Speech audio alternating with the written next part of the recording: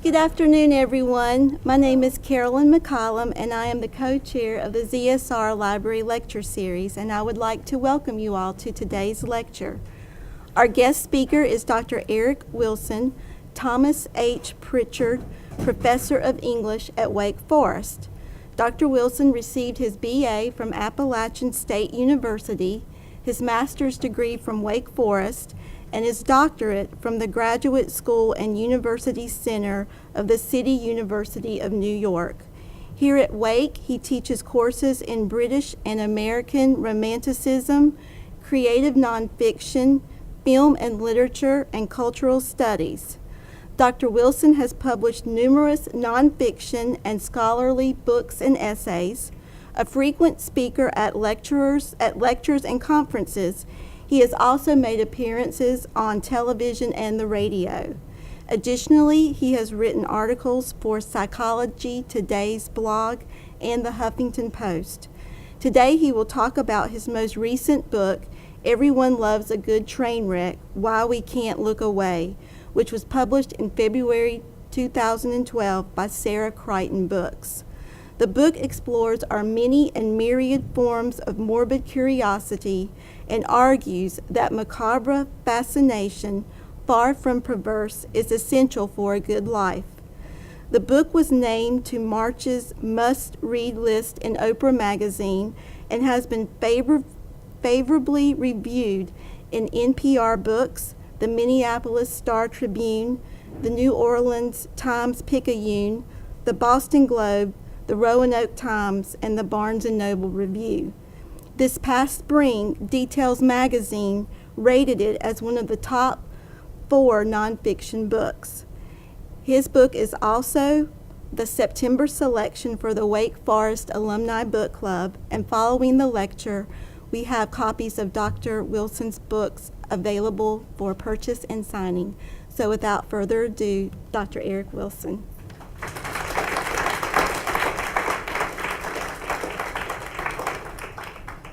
Thank you for that very kind introduction, and thank all of you for coming out on this especially macabre afternoon. I'm glad you're here. I'll talk about 30 minutes or so. I'll move back and forth between talking about some of the ideas in a general way and dipping into the book and reading selected passages. At the end of the 30-minute period, if you have questions or comments, I'll be glad to hear them.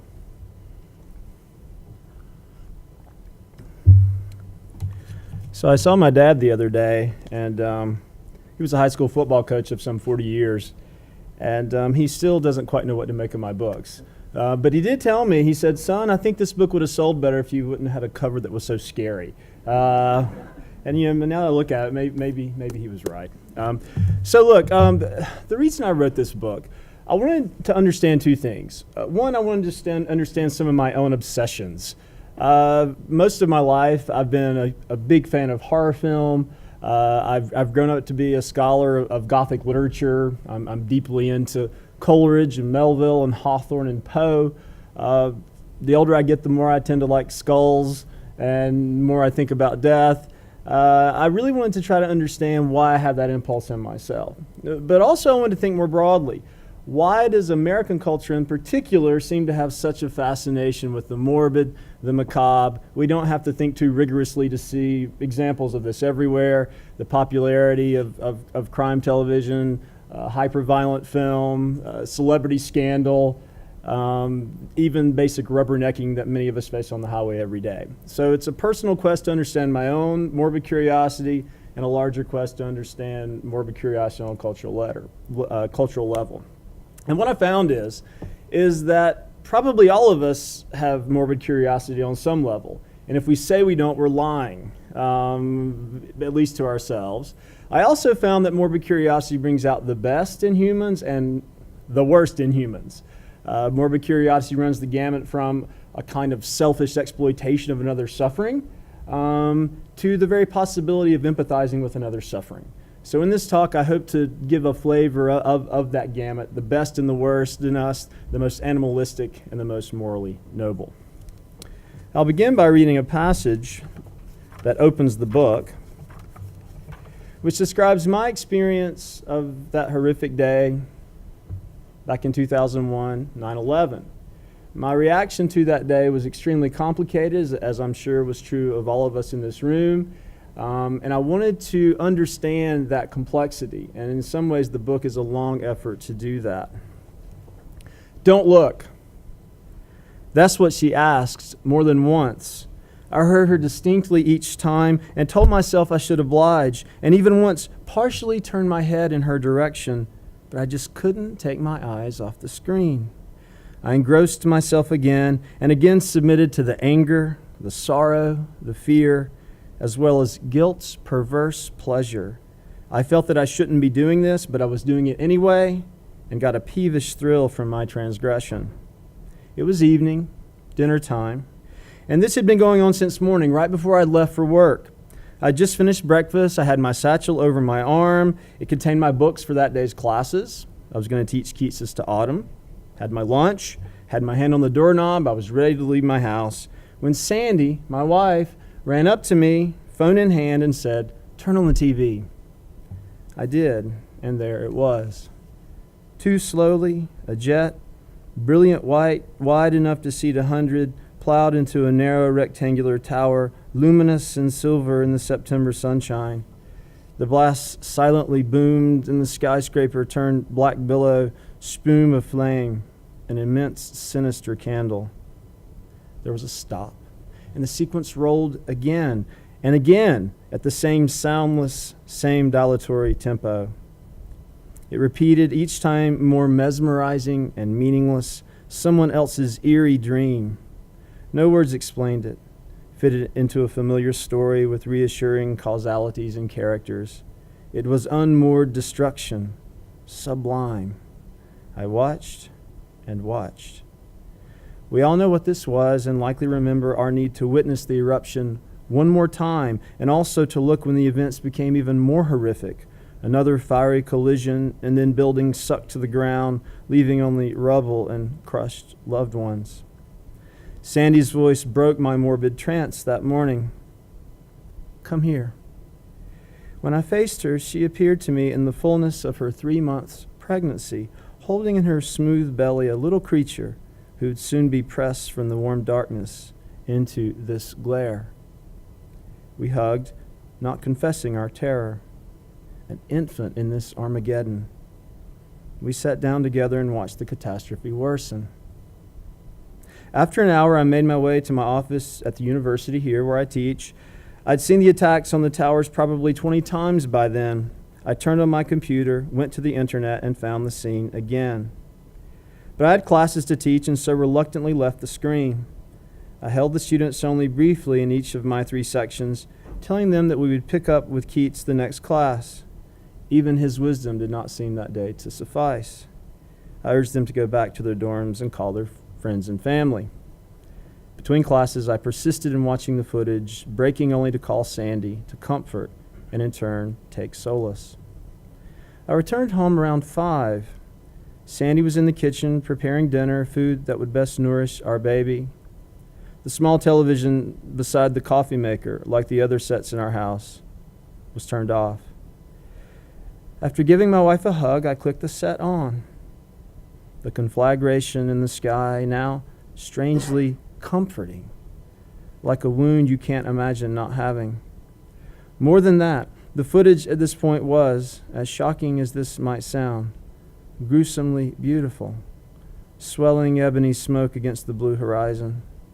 And the film inspired in me this staggering thought. Here's one of those rare ruptures from which history will not recover, and I'm alive at its occurrence.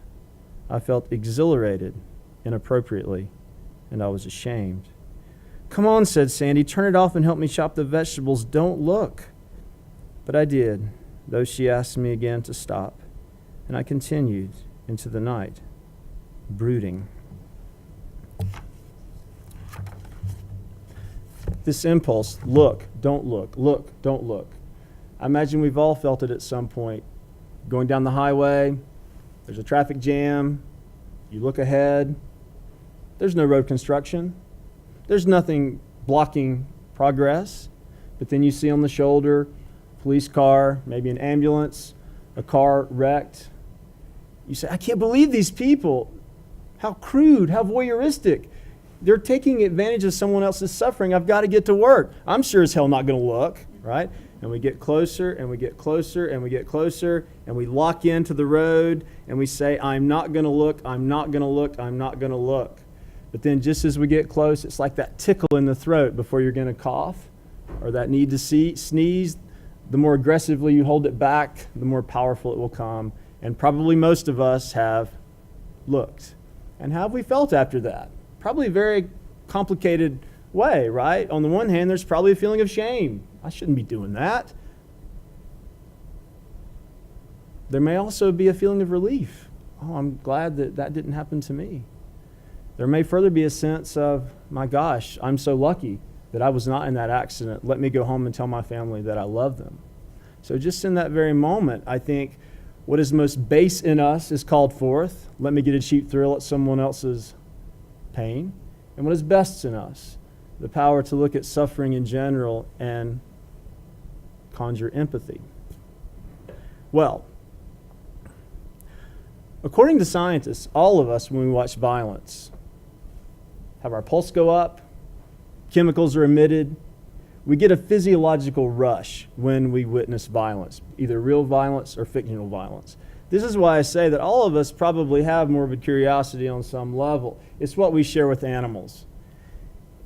In fact, interestingly enough, some animals themselves might have a human version of morbid curiosity. There have been studies of gazelles. When one of their own is being eaten by a lion, the herd will stand sometimes 20 feet away and watch one of their own be eaten.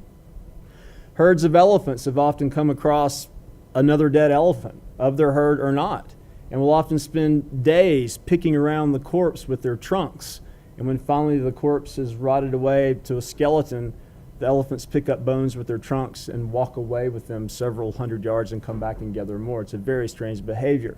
Some scientists believe that morbid curiosity on this level is useful on an evolutionary level, that gazelles watch their own be eaten so they can learn what not to do, so they can learn how to avoid death themselves. This theory has not been proven, but it certainly has been brought forward by scientists. So the point is, on a physiological level, we have morbid curiosity. We can't escape that fact. The issue is, what do we do with it? Moreover, probably most of us go through life, especially nowadays, with a big old bottle of hand sanitizer, right?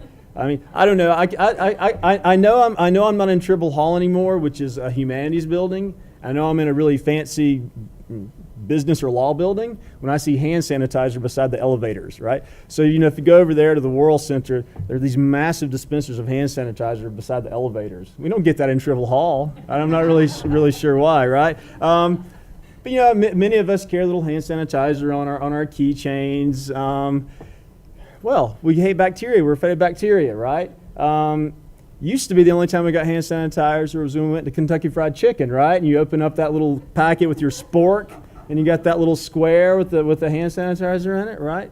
Well, a lot of scientists are studying how bacteria work in the body, and it turns out that in killing these bacteria, we're committing, in some cases, almost a kind of suicide. We need these bacteria to help us digest our food. We need these germs to make us healthy. So that's just another example how on a kind of physiological level, we need the morbid, as it were. We need the macabre. Now, there are many theories for why we were morbidly curious, aside from the physiological. A lot of psychologists think that it's the basic part of the human psyche to have a dark side. Probably all of us have read Carl Jung at some point in our lives. Probably if you're majoring in psychology, you haven't. I understand that Freud and Jung aren't read in psychology departments anymore, right? English departments will take them in, right? We'll take anyone, right? We don't care. We don't care. We'll take anyone, right? So, but Jung famously said that the psyche was composed of a conscious part and an unconscious part. And for Jung, the unconscious part was organized by several archetypes. For a male in particular, there would be a female archetype known as the anima, the female side of the male. For female, there would be an animus, a male side. All of us, according to Jung, have within our psyche a shadow side. What is the shadow? One way to think of it is it's a kind of reservoir of all that we hate and fear about ourselves, right? all those parts of our lives we don't like to think about, right? Oh, I'm not that way. I'm not that way. We keep it down. We keep it down. We keep it down. But according to Jung, the shadow must get out. And it's precisely that shadow which pushes us to be interested in violence, which pushes us to be interested in horror film, which pushes us to take a gander at that car on the side of the road. We all have this. And according to Jung, only when we acknowledge having the shadow side can we become psychologically healthy. As long as we repress the shadow side, as long as we say, I'm not morbidly curious, as long as we say, I don't have any macabre impulse, according to Jung, we're just like a half person. We're cutting off a whole side of our being. Right? So in a weird way, to say I'm morbidly curious, to find a way to express it in a healthy fashion, can actually be therapeutic. There are other such theories that suggest to us that our morbid side might be healthy. Aristotle, of course, in his Poetics famously said that we go see tragedy because we enjoy an emotional catharsis. We go see a tragedy, we go see Oedipus Rex, and what do we see? We see Oedipus up there, oh my gosh, he's committed incest. I feel great pity for this man, but also I'm horrified by him that he committed incest. And according to Aristotle, we feel these feelings very intensely in watching Oedipus suffer, but we can express them, purge them from our bodies in a harmless environment. So as it were, these impulses that could actually cause us discomfort, were they not expressed, are expressed in this setting of watching a tragedy. Think about why you like sad films. Why do you want to go see a film that makes you cry? Don't you feel better after you've cried? Yeah, of course, right?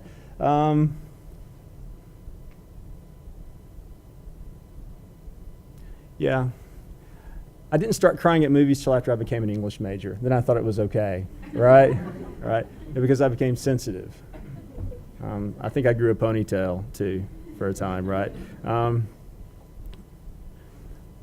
There are other reasons for our morbid curiosity, other reasons why our morbid curiosity may not be unhealthy. Why do you like to go on big hikes in the mountains, those of you who do? Why do you like to stand out and look at a roiling ocean at night, especially those of you that do? Why go to the Grand Canyon?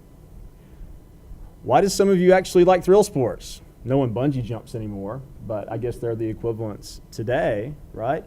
A lot of philosophers, too, in particular in the late 18th century, talked about this desire to experience the turbulent, the chaotic, the boundless, the dangerous, the terrifying.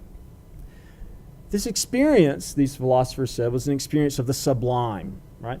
So Immanuel Kant in Germany in particular, Edmund Burke in England in particular, came up with this distinction between the sublime and the beautiful. What's a beautiful experience?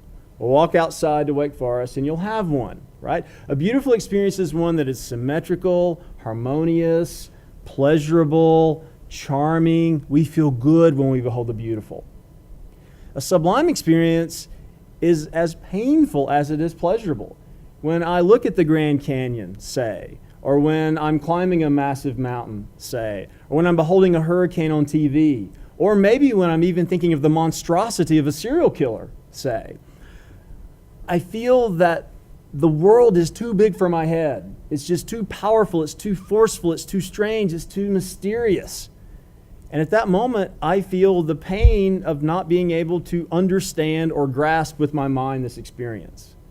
But also I feel a pleasure because I think I'm part of this world that is so powerful, so forceful, so mysterious, so boundless. And I feel elevated at the same time. That's a feeling of the sublime. This aesthetic of horror, right? An aesthetic of suffering. And I think we all have had sublime experience, whether we've asked for them or not. I'm going to talk about a couple of more ideas that try to explain why we have morbid curiosity and possible benefits of it, and then I'm going to read a little bit more. Now, when I come to this part of the talk, most people look at me as if, well, it just doesn't apply to them, right? Do you know the German phrase, Schadenfreude? Yeah. It's a German phrase that means literally harm joy. It's difficult to translate into English, but roughly it means taking pleasure at someone else's pain. taking pleasure at someone else's demise. Now, this is expressed culturally, of course, when we get into celebrity scandal. Now, most of you are probably above that, right? You don't go online and see what the latest was on Britney Spears or Mel Gibson or Tiger Woods or whoever the celebrity flavor of the day is.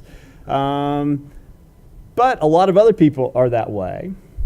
But even if you don't go surfing for smut, maybe you do feel not so bad when that colleague across the hall didn't get that grant he was going for.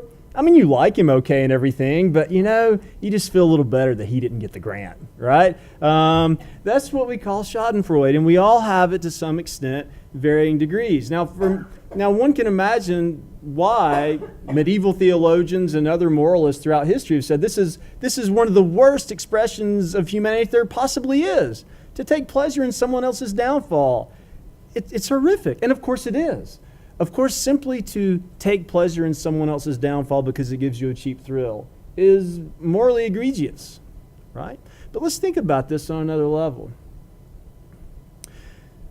Psychological studies have shown that one of the powers that will bring a community together is precisely Schadenfreude.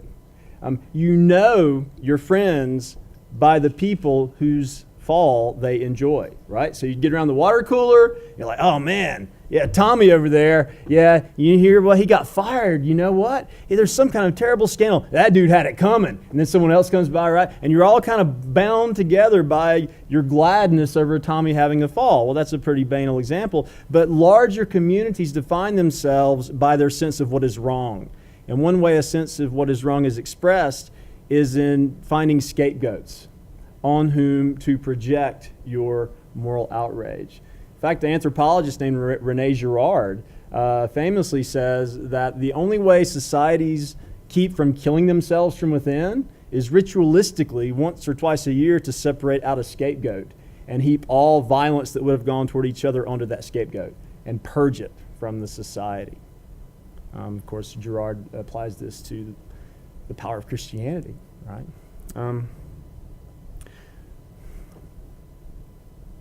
Think about the death of Princess Diana, right?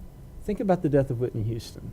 Certainly there was a lot of titillation to those deaths. Certainly a lot of people got a cheap thrill in thinking about the scandalous details of those deaths, right? But also there was a sense that, you know what? In a world where I often feel isolated, in a world where I often spend all day in front of my computer screen in a virtual land, suddenly I feel as if I'm part of some sort of global community. And we're all mourning the loss of this celebrity. We don't know this celebrity, but suddenly there's a feeling that I'm part of some larger community. I'm part of something larger than myself. In this way, Schadenfreude may express a deep human need to be close to those who suffer. Schadenfreude may actually express a deep human need to empathize. This, I think, is the noblest expression of human propensities toward the macabre, human propensities toward the morbid. We want to think about suffering. We want to think about death, not simply for a cheap thrill, though that might be part of it.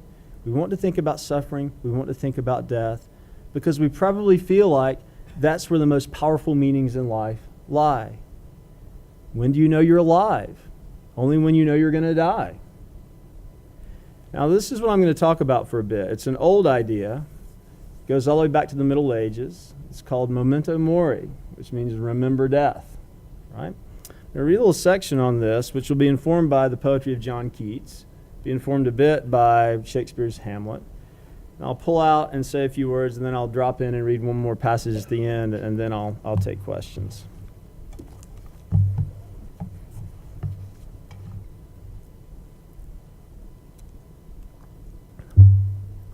In one of his lectures, From Darkness to Light, The Mystery Religions of Ancient Greece, Joseph Campbell says, I'm reminded of a picture showing the figure of death playing the violin to the artist. Let death talk to you, and you break out of your ego pride. That means you got to put your head in the mouth of a lion. A poet with his head thrust far beyond the fangs was John Keats, who in his Ode on Melancholy asserted that death and beauty are one. We can experience the comeliness of a creature only when we realize its mortality. A beautiful mistress with a peerless eye, or a rainbow of the salt sand wave, or the wealth of globed peonies, or the morning rose dwell with beauty, beauty that must die, and joy whose hand is ever at his lips bidding adieu, and aching pleasure nigh, turning to poison while the bee-mouth sips. I tell my students this. If I came in here and I had a porcelain rose in one hand and a real rose in the other hand, I would say which one was more beautiful. Probably most would say the real rose. Why? Well, because the real rose can die. It's fragile, it's tender, it's dying every second we look at it.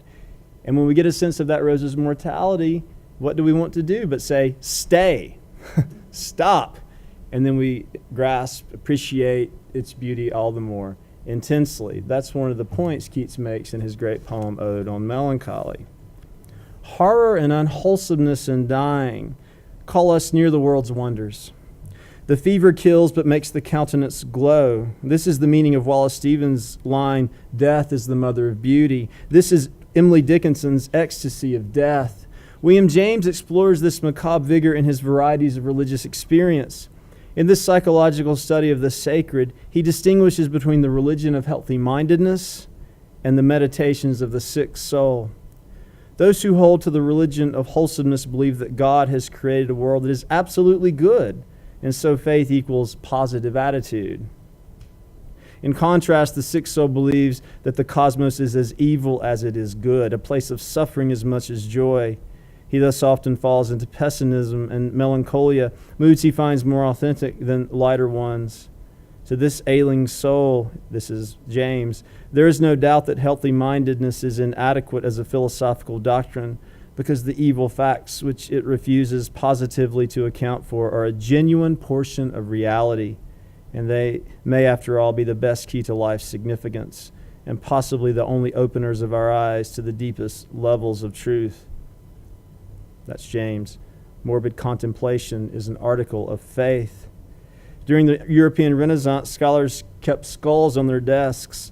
Clocks from long ago and even today bear the motto, Tempus fugit, time flies. Soon after the advent of the daguerreotype, late 19th century Americans and Europeans commissioned images of their recently deceased loved ones. These post-mortem pictures might be miniatures to be cherished while abroad, or they could be bigger, designed to rest on a nightstand or a shelf. These practices exemplify a perennial motif, memento mori, remember death. The message is double.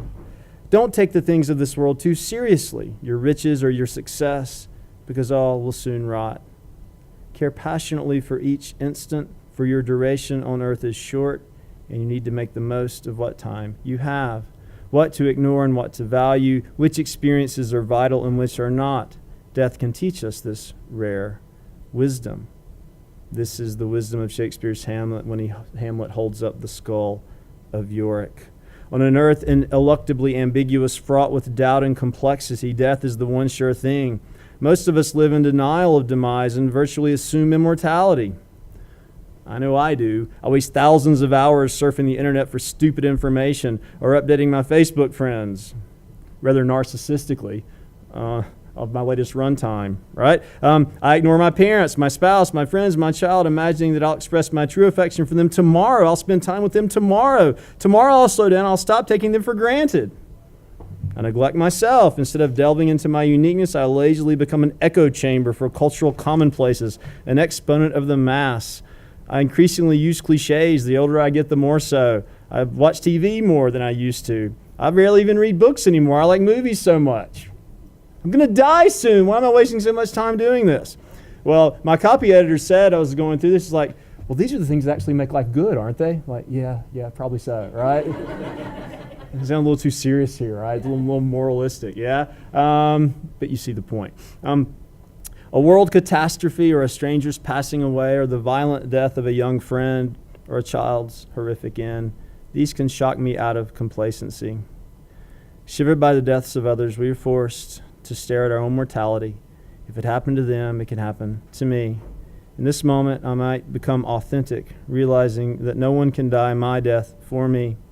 In my dying, I'm an unrepeatable entity, different from everyone else, a period to an existence that I alone carried out. Now, connected to this idea of memento mori, which is rather morbid and can be taken to kind of hyperbolic extreme. One can get all grunged up, listen to too much Nirvana and wear too much black and smoke cigarettes and brood. Yes, that can happen. But I think all of us know we've been struck and shivered very seriously by the power of mortality, really to force us to think about who we are and what it means. Connected to this idea is another very powerful idea that informs this book. I don't really have time to go into it today. And that's the Christian idea known as negative theology, right? There are two primary strands in Western Christianity. One, positive theology, the idea that one can actually know something about God. One can make predications about God. God is love, God is just, God is good. But there's a counter tradition, which suggests that the true way to God is to get to God through what God is not.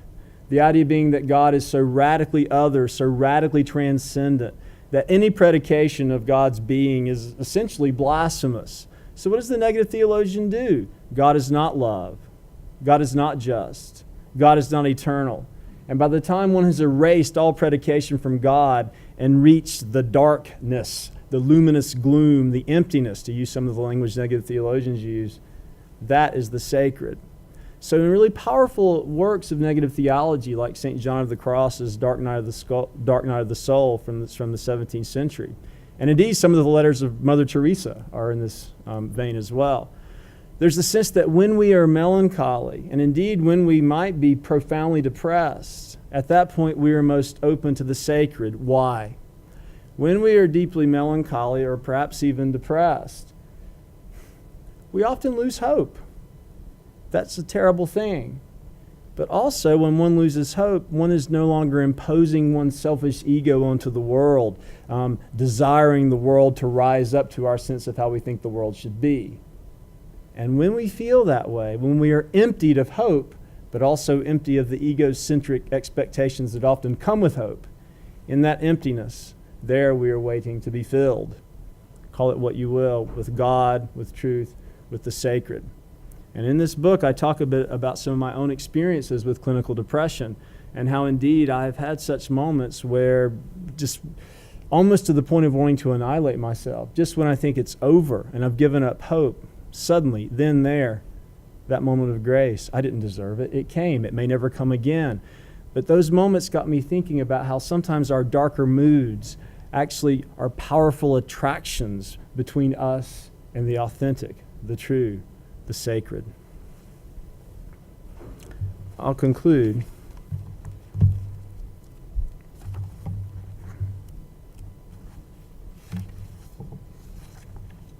I did a lot of traveling for this book.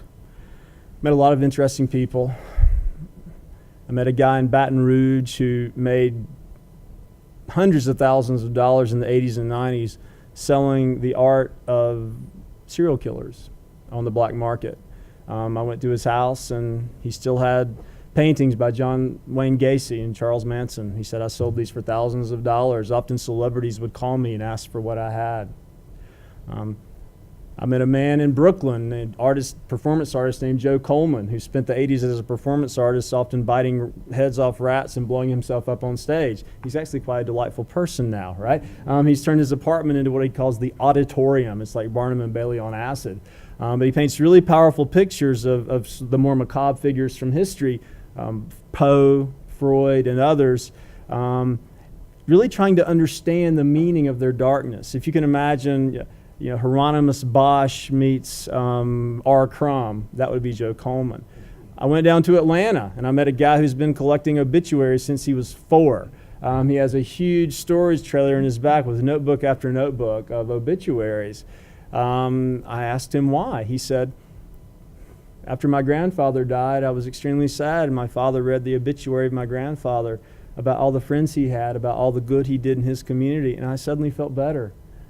So for me, obituaries or sort of poetic epitaphs, teaching us what we should remember to hold people as we would like to as we go forward in life.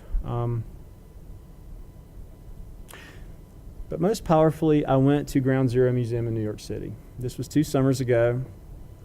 Ground Zero Museum is actually not on the site where the attacks took place. It's several blocks away.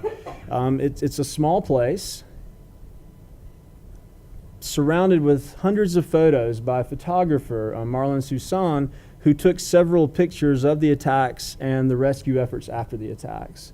One can walk around and look at each photo, and there's an audio commentary to each photo. It's extremely powerful. There are actually bits of rubble from the wreckage. There's actually part of an airplane wing. It's an extremely powerful place to go. So I went there, and I took my family with me up to New York, my wife Sandy and my daughter Una, who was 8 at the time. Right? And one image really, really struck me as the essence of what is grandest in human imagination and its ability to empathize with others. As I was walking around, listening to the audio, I saw a photograph of a soot-covered fireman praying, and a clergyman standing above this fireman in the dawn with mist coming off. Cold winter morning, December. The firemen, the rescue workers still trying to find remains of other people's loved ones. And there, kneeling before this priest, was this grimy fireman, and the priest was blessing this fireman before the morning's work. And the commentary said that, I'll tell you, I was looking at this picture. I hit the play button, and there was the calm voice of the commentator. It went like this. As the search for bodies relentlessly lengthened and grief and fatigue intensified, as hopes coalesced only to be immediately annihilated, as firemen, bonded by their labor, grew close, as those who had lost their children and their parents, their wives and their husband realized for the first time the full intensity of their love, as all consumed by the wreckage brooded over death, as all of this was transpiring, the rescue work became an act of worship, and this place a temple, holy ground. I began to cry. I returned my audio set to the front desk, and I purchased a book of photographs taken by this photographer, Marlon Soussan, and the book of photographs is called Requiem. I walked to my hotel. When I pulled back the room's door,